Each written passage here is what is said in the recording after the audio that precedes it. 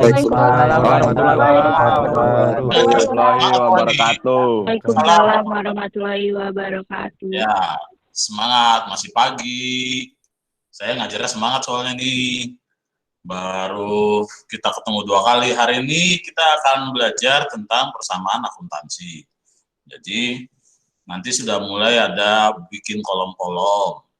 Kamu harus mengerti itu, kemudian juga bisa menempatkan angka-angka di kolom-kolom tersebut. Itu targetnya hari ini. Terakhir, saya akan ngasih tugas mandiri. Nanti saya share di Google Classroom. Belum saya share di kelas ini, karena baru saya share di kelas 12 IPS 4 aja. Nanti saya ajarin cara-caranya, karena dalam bentuk Excel, jadi nanti terakhir sebelum berakhir belajar, saya akan kasih cara langkah-langkahnya. Di Excel itu sudah ada rumusnya, saya buatin. Jadi kamu tinggal masukkan angkanya saja. Kalau masukin angkanya salah, nanti tidak sama. Itu maksudnya dengan persamaan akuntansi. Persamaan akuntansi itu harus kolom kiri dengan kolom kanan harus sama. Iya, gampangnya gitu dulu. Jadi kalau nanti saya menjelaskannya kecepatan, tolong diinterupsi aja ya. Ya, ada yang bersuara Pak kecepatan, atau suaranya kurang besar, kurang jelas, kurang keras gitu ya, terlalu pelan, terlalu kecil, ya nanti disampaikan. Pokoknya belajar sama saya, kamu harus berani menginterupsi, tetapi tetap dengan koridor kesopanan. Bercanda-bercanda nggak masalah ya. Oke ya, udah bisa dimulai ya? Pak. Oke, saya screen.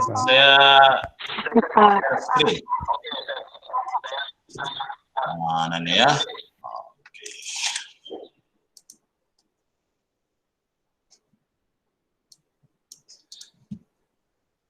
Ada yang belum hadir juga ya? Ketua kelasnya siapa? Lupa saya. Noviansa kemarin nggak ngisi absen ya? Nov? Ngisi Pak. Kok nggak ada ya di absen? Nggak ada, Nov. Lupa kali apa nggak masuk, Nov? Ya, nanti saya cek lagi. Masuk, Pak. Soalnya saya sudah rekap absen yang minggu kemarin, nama kamu nggak ada gitu loh. Ada 5 atau 7 orang ya di kelas ini nggak ada. Jadi nanti tolong kalau nanti saya kasih absen lagi, tolong diisi itu untuk rekapan sekolah. Oke, ya jadi persamaan akuntansi itu target yang harus diselesaikan hari ini adalah kamu harus bisa membuat persamaan akuntansi dalam bentuk kolom-kolom yang kemudian menyusunnya sampai akhirnya bisa mengambil kesimpulan bahwa bagian sisi kanan dengan sisi kiri harus sama. Sisi kanan itu apa, sisi kiri itu apa, nanti dalam perjalanan menjelaskan kamu akan mendengarkan apa disebut sisi kanan dan sisi kirinya. Oke, akuntansi itu ini mulanya ada transaksi, kemudian transaksi itu dikumpulkan dalam bentuk identifikasi data ya, seperti yang minggu kemarin. Kemudian setelah itu dianalisa. Kalau sudah dianalisa, maka dicatat nanti di sebelah kanan, sebelah kiri itu maksudnya. Kemudian nanti dibuat dalam bentuk laporan neraca saldo, terakhir menjadi sebuah laporan keuangan yang disajikan dan bisa dibaca oleh orang banyak. Itu prosesnya. Nah, ini jadi selama belajar akuntansi, prosesnya adalah ini. Dari mulai bulan ini sampai bulan November nanti belajarnya tentang proses ini ya, satu-satu. Nah sekarang kita akan belajar pada penyeleksian data dan analisis data. Ini yang akan kita pelajari hari ini selain belajar tentang transaksinya. Nah jenis transaksi itu ada 2, eksternal dan internal. Eksternal kaitannya dengan pihak luar, misalnya kalau kamu sebagai bendahara perusahaan, kamu membayar pembelian barang-barang dari toko atau barang-barang modal dari sebuah perusahaan lain. Itu namanya transaksi eksternal. Kalau transaksi internal, kamu bendahara perusahaan membayar gaji pegawai atau mencatat penyusutan barang modal yang ada di perusahaan. Itu namanya transaksi internal. Kecepatan, terlambat, atau terlalu pelan suara saya? Enggak, Pak. Nah, Pas, Pak. saya titip. Pas, Pak. Kemudian, nah ini prinsip dasar akuntansi. Saya tidak akan jelaskan secara detail ya, karena di slide yang pernah saya share ini sudah ada juga, jadi nggak perlu lah. Saya mau langsung ke sini. Ini bukti transaksi. Bukti transaksi itu ada banyak, salah satunya cek. Tulisan ceknya salah ya, nggak pakai S harusnya. Kemudian BG itu billet giro. Pernah belajar di kelas 10, ya mengingatkan aja. Kalau ini bukti transaksi, bisa tunai bisa kredit, cek itu. Billet giro adalah apa ya? Ada yang masih ingat? Atau ada yang masih lupa? Hai.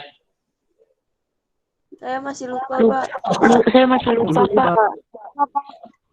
Ya, billet giro itu sama dengan cek, hanya perbedaannya billet giro tidak bisa dicairkan. Kalau cek bisa dicairkan. Cek itu ada cek mundur, cek kosong, gitu ya. Kemudian kalau billet giro itu ada jatuh tempo, mau langsung ditransfer ke rekening yang mau dibayar. Kalau cek, dia bisa diambil langsung. Kemudian yang kotak-kotak ini, sebentar, saya pakai penunjuk deh. Yes. Nah, yang kotak ini, ya, kotak ini adalah faktur pembelian. Faktur pembelian itu bukti transaksi secara kredit. Saya ulang, faktur pembelian atau faktur penjualan ya. Ada faktur pembelian, ada faktur penjualan. Faktur pembelian dan faktur penjualan ini bukti transaksi secara kredit.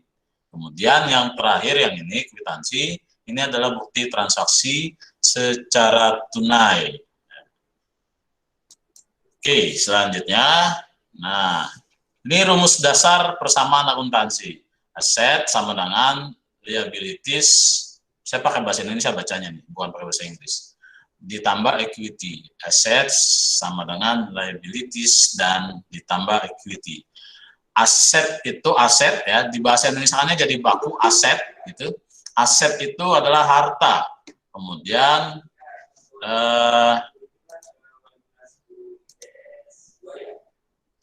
saya tulis saja biar ini harta ya. Ini harta. Jadi harta sama dengan liabilities itu kewajiban atau bahasa gampangnya utang. Utang itu pakai H apa pakai U aja? Ditambah, direspon ya. Kalau saya tanya direspon. Kemudian ya equity itu modal ya. Jadi ini rumus dasarnya. Modal bisa terdiri dari saham, kemudian sewa dibayar di muka atau pendapatan diterima di muka, kemudian pendapatan. Apa bedanya revenue dan return earning? Kalau ini return earning itu sewa pendapatan yang belum dipakai ya barangnya, tapi sudah dibayar duluan. Atau misalnya kamu menyewa apartemen setahun sudah dibayar duluan, maka itu disebut dengan pendapatan diterima di muka atau sewa dibayar di muka, return earning. Kemudian revenues itu pendapatan yang diterima langsung. Hasil kerjaan hari ini saya membuat mobil, hari ini juga dibayar. Kemudian expenses itu beban-beban. Jadi ada tanda plus, tanda tak plus, tanda plus, tanda kurang. Tanda-tanda plus ini menambahkan modal, kemudian beban ini mengurangi modal. Ya. Nanti perlu kamu ingat, ini akan berhubungan yang saya jelaskan. ke slide selanjutnya. Jadi saya ulangi, persamaan dasarnya harta sama dengan utang plus modal. Nah, bagian dari harta itu keterangannya antara lain saham, retain, revenues, dan expenses. 3 yang disebutkan di awal itu mempengaruhi pertambahan modal, sementara yang terakhir expenses itu akan mengurangi modal. Oke, sampai sini. Nah, apa aja harta itu? Harta itu banyak macamnya. Nah, di antaranya saya sebut di antaranya karena memang sangat banyak. Nanti di laporan keuangan itu, apalagi laporan keuangan manufaktur, ya pabrik-pabrik gitu ya, pabrikan sangat banyak banget. Bank juga begitu, sangat banyak sekali. Nah, ini bagian aja. Salah satunya kas. Kas itu berkaitan dengan uang tunai. Ini uang tunai. Karena gelap jadi nggak kelihatan ya. Kemudian yang kedua surat berharga. Surat berharga itu contohnya obligasi, saham, dan seterusnya. Kemudian wesel tagih. Wesel tagih ini kaitannya dengan utang piutang nantinya. Tapi dia tidak bisa disamakan dengan piutang karena dia bisa jadi transaksinya transaksi yang bertaraf besar dan punya catatan atau surat-surat berharga. Jadi kaitannya dengan surat berharga juga. Kemudian piutang ini utang piutang ya, secara langsung atau tidak langsung. Kemudian peralatan berkaitan dengan barang-barang yang tidak bisa habis pakai. Contohnya komputer ya, lebih dari setahun penggunaannya. Kalau perlengkapan itu berkaitan dengan barang habis pakai atau lebih cepat habis. Beban ini beban ya, bukan bebab. Nanti pikirannya kebab lagi ya.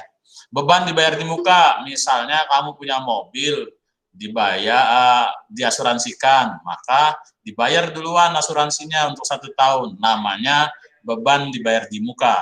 Jadi asuransi dibayar di muka. Kalau kamu punya perusahaan kemudian mempromosikan di TV, itu namanya iklan dibayar di muka. Nah, itu salah satu contohnya.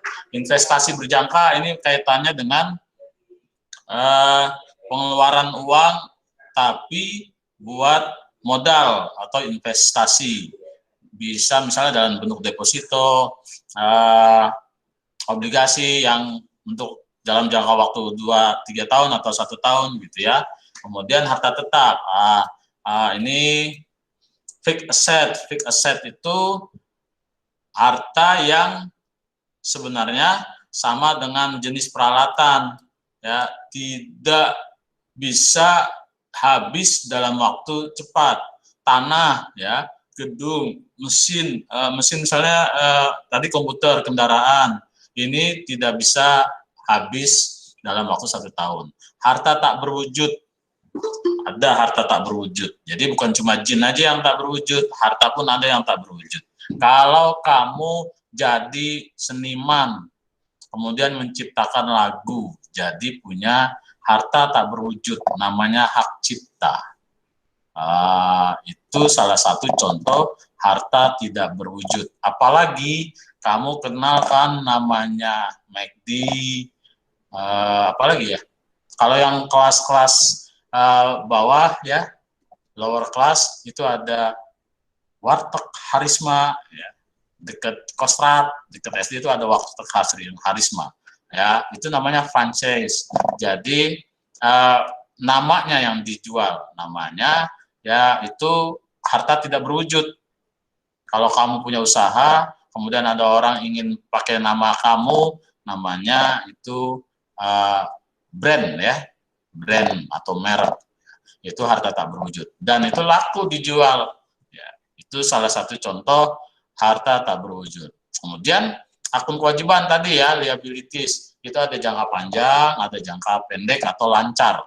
Jangka panjang utang bank, utang hipotek, utang obligasi. Semua usianya lebih dari 1 tahun kalau yang ini ya, lebih dari 1 tahun. Kemudian utang lancar, investor bayar, utang usaha, beban yang harus dibayar, pendapatan diterima di muka, itu masuk utang. Jadi kalau kamu punya usaha dibayar duluan, itu sebenarnya utang. Ya. Oke, modal. modal itu ada tadi pendapatan di luar usaha, pendapatan usaha, pendapatan komisi. Ini unsur-unsur yang menambahkan modal, ya. Unsur-unsur yang menambahkan modal, ya. Ada pendapatan sewa dan seterusnya. Tetapi ini yang mempengaruhi pertambahan modal. Nah, sudah mulai nih kita contoh persamaan akuntansi. Saya ulang nih. Tadi harus yang merah aja deh, nggak boleh merah katanya, tapi saya pakai warna merah aja deh. Ya. Nah, ingat ya, saya ulang. Harta, saya ulang nih. Harta tadi sama dengan apa? Bersuara? Aset. Persamaannya. Utang modal. Utang tambah modal. Utang plus modal. Utang plus modal. Ini rumus dasarnya. Jadi kalau nanti utang, harta dikurang Modal, harta dikurang modal. Nah, kalau cari modal sebaliknya, harta dikurang Utang. Oke, nah ini contoh. Pak Dede bikin usaha bengkel. Nama bengkelnya oke misalnya. Kemudian ada beberapa transaksi. Kalau tidak salah ada 6 transaksi contohnya. Jadi ingat ya, Pak Dede buka usaha bengkel. Kalau buka usaha pertama biasanya apa dulu? Modal. Ya, Modal. ada modal dulu. Nah, bahasa lainnya investasi. Nah, ini contohnya. Pak Dede menginvestasikan. Kata lain investasi tadi apa? Modal. Modal. Sebesar 10 juta tunai. Kalau tunai itu kaitannya dengan kas. Ingat tadi bagian dari harta apa? Salah satunya kas. Jadi kalau ada soal seperti ini, Tuan Dede menginvestasikan 10 juta untuk modal awal, nanti keterangannya modal awal. Nah, sebagai usaha bengkelnya, maka yang dilihat adalah kata investasi dan tunainya. Ya, kalau di sini tidak ada kata tunai, itu otomatis tunai. Jadi investasi itu kaitannya dengan modal, kemudian tunainya kaitannya dengan kas. Setiap transaksi yang tunai kaitannya dengan kas. Jadi persamaan akuntansinya nanti ya yang diisi modal dan kas. Ya, yang diisi di kolom persamaan akuntansi modal dan kas. Ini analisanya seperti ini. Ya, kasnya bertambah, modal Tuan Dede bertambah juga. Dalam bentuk kolom, persamaan akuntansinya akan seperti ini. Saya hapus deh.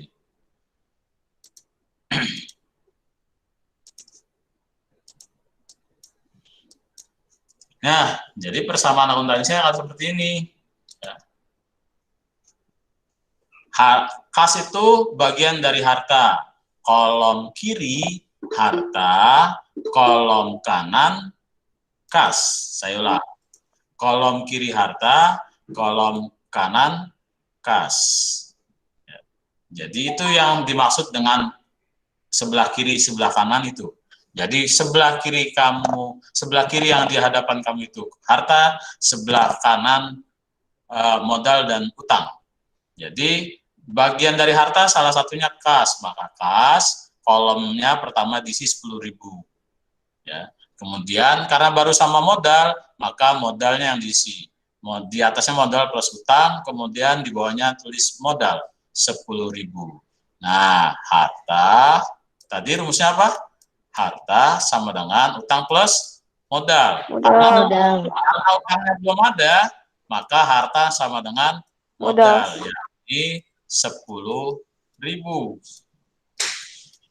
Ya, gitu. Kecepatan? Enggak. Nah, kalau Enggak, Pak. Sampai sini dulu. Ada yang tanya? Nggak ada yang tanya ya? Masih gampang ya? Iya. Oke, Iya, Pak. keterangannya diisi modal awal. MO itu maksudnya modal. Oke, sekarang contoh transaksi kedua. Dibeli perlengkapan. Apa yang dibeli? Perlengkapan. Perlengkapan. Maka nanti yang diisi di kolom persamaan akuntansi perlengkapan toko. Besarnya 1.600.000. Dibayar tunai. Apa tadi tunai? Kas. Kas. Jadi nanti yang diisi di kolom persamaan akuntansi 1 perlengkapan, 2 kas. Besarnya 1.600.000. 600. Kasnya berkurang bertambah kalau dibayar tunai? Kurang. Perlengkapan tokonya tadinya nggak ada perlengkapan toko karena dibeli jadi bertambah. Tambah. Nah, ini analisanya. Kasnya berkurang, Hartanya perlengkapannya bertambah. Sama-sama harta, tapi yang satu kurang, yang satu bertambah. tambah. Oke, ini cara ngisinya. Kalau tadi baru kas saja, sekarang sudah ada tambah perlengkapan.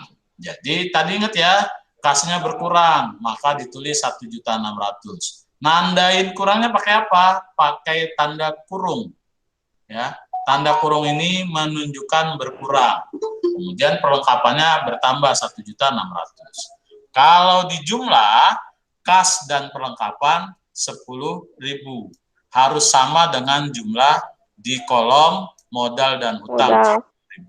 Ini sudah mulai nih, ya, sudah mulai harta masih tetap dengan modal, hartanya kas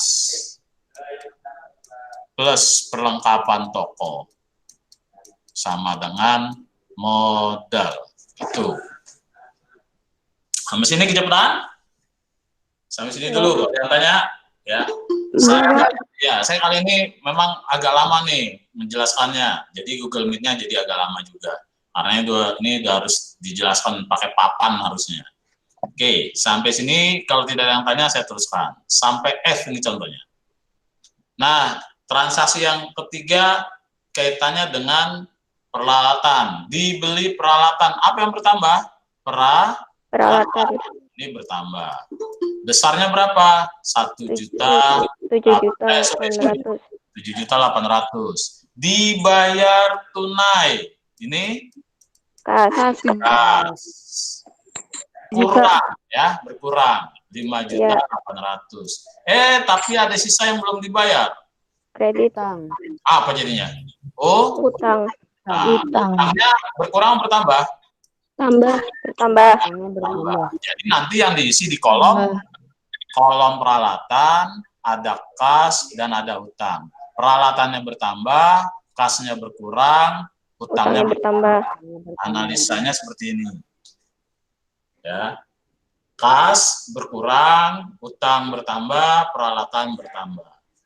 Nah, kalau dibuat kolom nanti seperti ini. Jadi kolomnya cukup satu aja, nyambung terus. Kalau ada soalnya ada 10, berarti nanti ada 10 soal, ya, ada 10 soal di sini. Terus ke bawah, ya, tidak bikin per kolom satuan. Jadi nyambung terus, ya. Satu kolom, satu tabel, tapi untuk semua soal. Nah, hartanya jadi peralatan, di sini ditambah peralatan. Tadi kan cuma kas perlengkapan, sekarang peralatan. Ini tetap kasnya 8.400.000, karena tadi berkurang, maka dikasih tanda kurung 5.800.000. Nah, jadi sisa 2.600.000. Perlengkapannya tetap ditulis 1.600.000. Peralatannya baru ditulis 7.800.000. Ini kalau ditambahkan harus 12 juta, sama dengan yang di sini. Di sini nomor 3, utangnya bertambah 2 juta. Jadi 10 juta tambah 2 juta. Harus sama, ya, harus sama 12 juga. Itu maksudnya. Sampai sini dulu. Ada yang tanya? Oke, kalau nggak ada yang tanya, saya lanjut. Nah, dibeli perlengkapan toko. Masih nih, dibeli perlengkapan toko. Kalau tadi tunai perlengkapan tokonya, sekarang dibelinya tidak tunai. Perlengkapan tokonya bertambah. Tambah. Dibayar minggu depan. Artinya apa? Utang. Utang. Utang. Utangnya bertambah atau kurang? Bertambah. Bertambah. Udah kayak gini. Perlengkapan bertambah, utang bertambah. Sampai sini dulu. Ada yang tanya? Oke, ini cara ngerjainnya. Jadi, kas tetap ditulis 2.600.000, perlengkapan bertambah 800 jadi 2.400.000, kemudian peralatan tak tetap, dan di sini utang yang bertambah. Jadi ditambah nih, jadi 2.800.000. Kalau dijumlah, hasilnya 12.800.000 dan sisi kanannya juga 12.800.000. Sampai sini dulu. Saya kasih kesempatan untuk tanya. Saya sambil minum. Yang sambil sarapan boleh sarapan. Sampai sini ada yang tanya? Nggak ada ya? Pak, Ya. itu utangnya kolomnya cuma satu, Pak. Mas. Saya nggak ada utang usaha atau utang bank gitu. Oh gitu. Ya, ini sebenarnya harus ditambah utang usaha. Ya, ini utang usaha nih. Karena utang jangka pendek, ya. Kalau nanti ada utang bank, ditambah lagi di sini, tambah utang bank. Jadi utang tidak boleh dijadikan satu. Kalau ada utang bank, berarti dibikin utang bank. Kalau nanti ada utang hipotek, ditambah utang hipotek. Jadi harus dibedakan, tidak boleh dijadikan satu. Oke, ada lagi? Nggak ada lagi ya? Oke, saya lanjut. Nah, ini transaksi pendapatan. Diterima hasil usaha. Hasil usaha itu apa? Pendapatan. Ya. Jadi pendapatan ini, kemudian ini pendapatannya bertambah. Nah, tadi apa? Di awal udah saya jelasin. Pendapatan itu komponen modal. Jadi nanti yang diisi di kolom bukan di kolom pendapatan, tapi di kolom modal bertambah. Kemudian besarannya berapa? 2 juta tunai.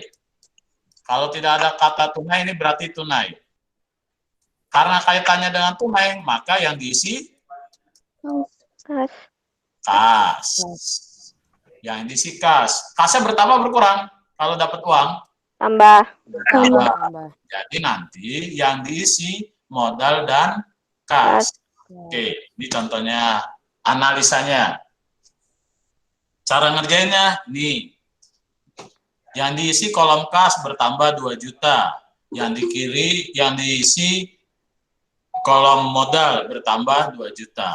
Jadi jumlahnya harus 14.800.000, di sini juga harus 14.800.000. Kolom keterangan wajib diisi. Apa wajib diisinya? Ini kan kaitannya tadi dengan pendapatan, maka ditulis pendapatan.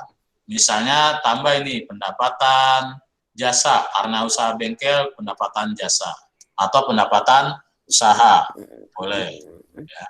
Sampai sini. Ada yang tanya? Kalau tidak ada yang tanya, saya terus. Contoh terakhir. Dibayar gaji karyawan. Gaji itu merupakan beban perusahaan, maka disebutnya beban. Apa yang dibayar? Gaji. Maka di sini tulis beban gaji. Tadi di awal sudah saya jelaskan, gaji itu ngurangin siapa? Ngurangin modal. Ya, jadi modalnya berkurang sebesar 900.000 tunai. Karena tunai, maka dia apa? Kas. Berkurang bertambah? Berkurang. Jadi nanti yang diisi kas dan modal. Nanti kurangannya beban gaji. Ini analisanya. Kasnya berkurang, modalnya berkurang. Dalam bentuk beban. Nah, kalau diisi akan seperti ini. kasnya berkurang dalam tanda kurung, modalnya berkurang dalam tanda kurung, besarannya 900.000. Keterangannya diisi beban gaji. Jumlahnya tetap harus sama, namanya juga persamaan akuntansi, jadi harus sama. Sampai sini dulu. Ada yang tanya? Ya. Oke, kalau tidak ada yang tanya, habis cuma sampai 5 ternyata. Oke, sampai sini ada yang tanya? Kalau ada yang tanya, itu penjelasan dari saya.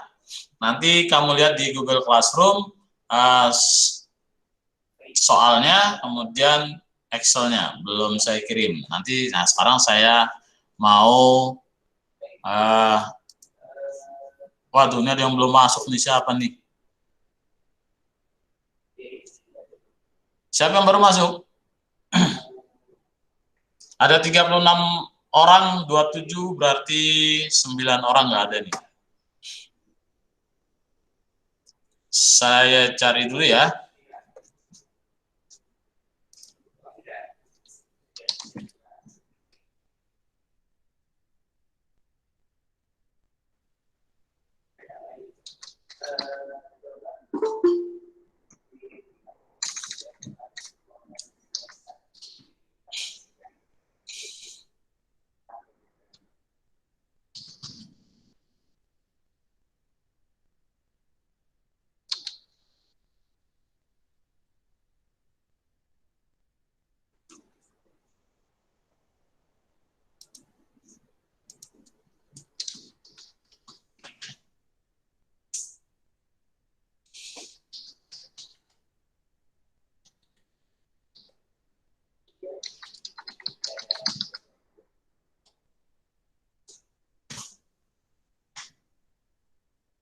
Ya, sambil saya nyari, ada yang mau tanya?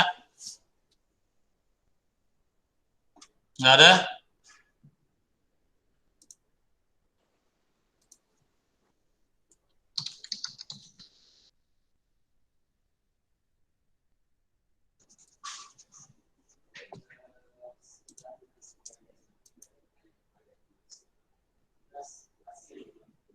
Siapa yang baru datang? Yang baru datang, tulis di chat namanya. Yang baru datang, ditulis di chat namanya siapa? Sebentar ya, saya buka dulu. Kok nggak ada nih?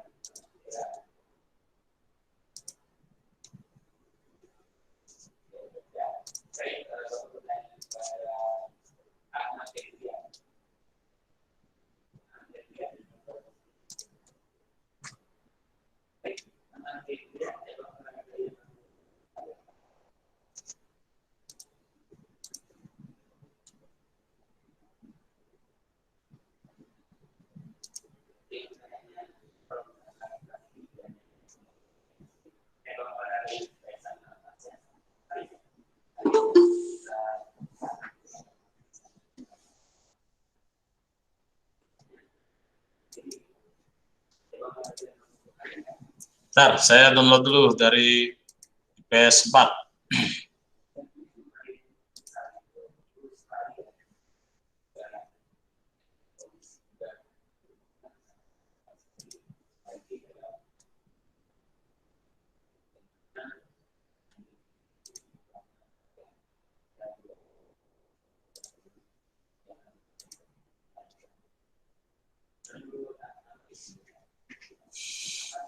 Pak Kasmadi, Ya, saya Salsabita mau nanya.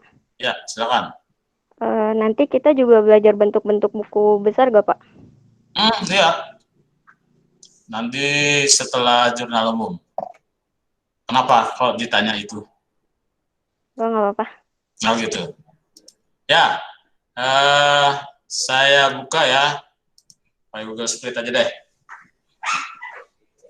Saya buka pakai Google Split. Ini baru ada yang masuk lagi, siapa nih? Yang baru masuk silakan di chat isi namanya siapa.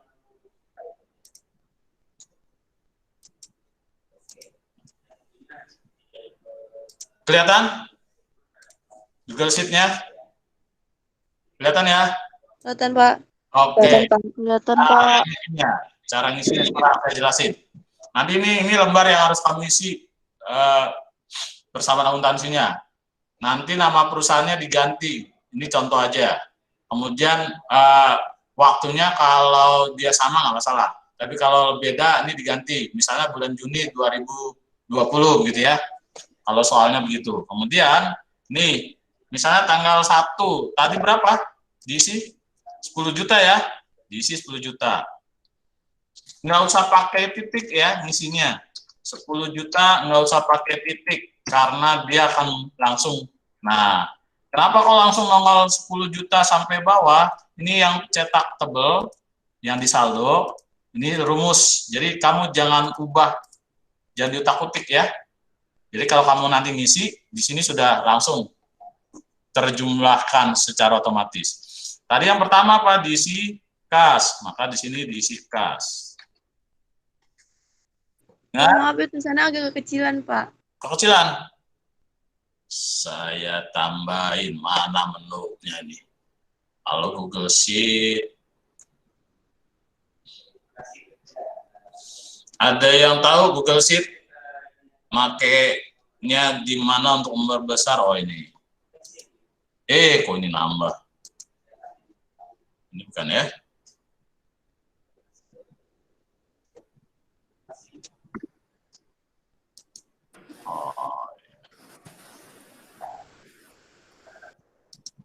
Segini kelihatan nggak? Kelihatan, Pak. Kelihatan. Ya? Oke, saya ulang. Jadi ini tadi contohnya kan pertama soalnya kas sama modal yang diisi ya, maka diisi di modal juga di sini 10 juta. Nah, udah keterangannya diisi modal awal. Sampai sini dulu. Ada yang tanya? Enggak, Pak. Contoh kedua tadi beli apa ya? Beli perlengkapan toko ya. Kapan? Perlengkapan toko tadi berapa? Udahlah, angkanya beda nggak apa-apa. Misalnya 3 juta. Ya, karena belinya tunai, maka ditulis dalam kurung. Jangan lupa tanda kurungnya. Ya. Nanti kalau di Excel, tanda kurungnya hilang jadi tanda min. Nah, itu. Ya. Kemudian tadi kan belinya perlengkapan, ditulis. Perlengkapan toko. Nggak kelihatan, jadi nanti di hurufnya dikecilin, jadi biar kelihatan. Berapa? Tulis 3 juta. Ya, itu. Nah, sekarang dijumlah, ini 7 juta sama 3 juta. Harus jumlahnya sama dengan yang di sebelah kanan. Ini 10 juta, ini 10 juta. Sama kan? Itu maksudnya. Sama. Jadi cara ngisinya gitu. Sama. Oke, misalnya tanggal 3, kalau tadi ABC ya. Tanggal 3 dibeli apa tadi ya? Oh, peralatan ya. Dibeli peralatan, maka di sini ditulis peralatan. Berapa jumlahnya misalnya?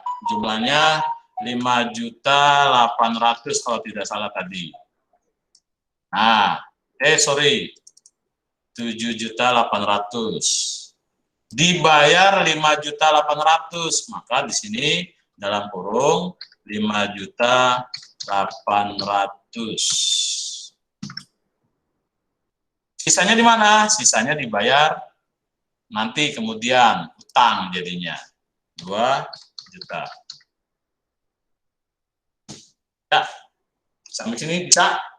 Kalau nanti ada tambahan, tulis lagi di sini. Tulis lagi di sini. Pak, kolomnya kurang nih, saya buatnya kurang. Kamu tambahin nanti di sini ya. Tambah sendiri kolomnya. Saya cuma menyediakan misalnya 5. Sampai sini ada yang tanya? Cara ngisinya? Pak, saya mau nanya. Ya, silakan siapa? Azwa. Azwa, ya Azwa. Pak, Itu emang dikasih harus diisi, Pak? Bukannya, misalnya, saya kira di strip, Pak. Enggak, Jadi diisinya di perlengkapan toko sama di peralatan aja gitu, Pak. iya. Kalau nanti dia di sini ada bayar sewa, nanti tulis lagi sewa. Di kasnya harus diisi, Pak, kasnya. Kalau dia bayarnya tunai, harus diisi. Tapi kalau, tadi ada peralatan yang tidak bayar tunai ya. Contoh ya, peralatan misalnya dia tidak bayar tunai. Perlengkapan tadi, kalau nggak salah 800.000. Nah, belinya utang, maka yang diisi bukan kas, tapi apa? Utang di sini diisi. Utang. Itu kasnya nggak diisi kan? Enggak. Nah, itu kalau dia kaitannya dengan tunai berarti kasnya harus diisi. Kalau tidak tunai maka bisa jadi dia utang. Sampai sini ada yang tanya? Oh ya, lupa ini belum diisi nih, ini modal. Ya, ini utang. Usaha. Salah ngisi.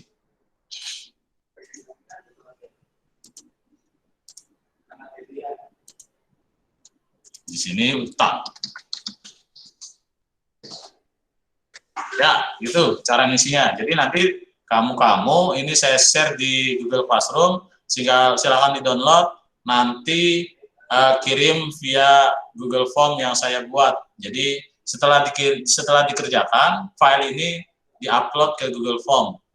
Gitu ya. Saya kasih waktu sampai minggu depan. Minggu depan itu tanggal berapa?